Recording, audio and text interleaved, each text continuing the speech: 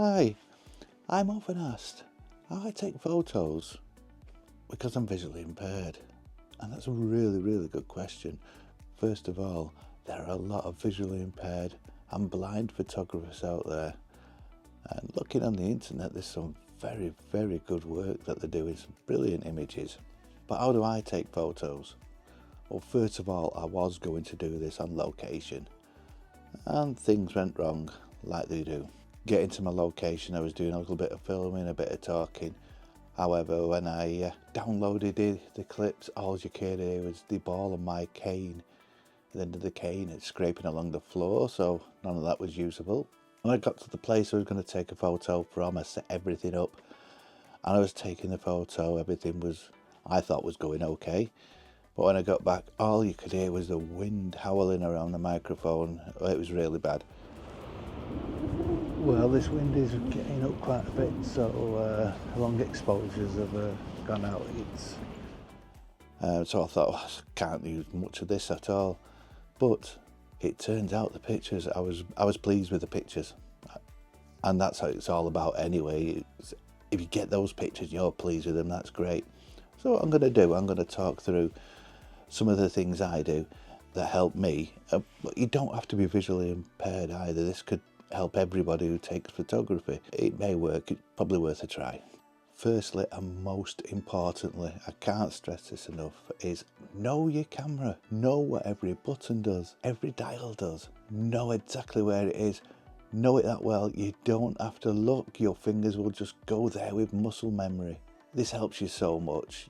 This way, you're just concentrating on what you're taking, because the camera work, you just do it automatically.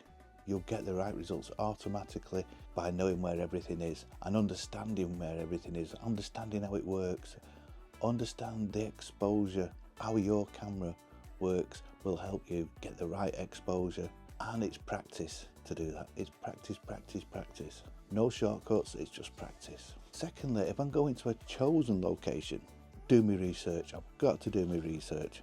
I'll get on Google Maps, look on it, the internet, everything. Do as much as I can, so I know when I get off for the bus or the tram, I know exactly where I'm going from there, and that helps me no end. I always work in manual because I like to have full control of the picture. So I will set certain things up on the camera before I go. There are 3 things that change a lot in the camera to get the right exposure. You got your ISO, your f-stop, and your shutter speed. ISO, just when I'm going at night and doing a long exposure, I'll have it set at 100. So that's that done, that's out of the way. Your F number, I always shoot between f8 and f11. It does vary a bit from that from time to time, but I use those. Now if I need to change the f-stop, I know where that button is on my camera. I don't need to start looking and trying to figure out where it is. My fingers, my thumbs will go to that point. The thing I change the most is my shutter speed. Because I use filters, you never know what the light's going to be like when you get there. You're going to have to change your shutter speed, usually having your shutter open longer. So what I do then, I will look at the back of the camera, get everything right before I put my filter on. Then put my filter on, I'll be looking again, and I'll know I'll need to alter it, I'll need to increase the length the shutter's open. I've got my camera set up so if it's overexposed, it blinks at me. However, I do like to shoot underexposed, because if it's overexposed, your picture's gone. Underexposed, you can get it back. So I will do a look at the back screen. If it's not blinking, I will zoom in 100%. Let's have a look around the screen if I can. Now I can't always do that because when I take a photo, I can't see the detail anyway. I see the detail in the post-production. But what helps me look at the back screen is a loop. This is my loop. Really handy device that fits right over the back of the camera, and this magnifies it 3 times. This helps no end. It's small, it would help anyone, I think. Cheap, get it in your camera bag. I set out to do some long exposure black and white. They were in infrared. I took my infrared camera, but all the principles will work the same for every type of camera. So I hope you like the pictures, and see you soon.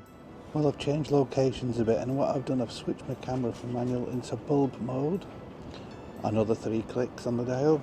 Got everything set up. It's getting a bit windy, so we'll give this a go and just see what happens.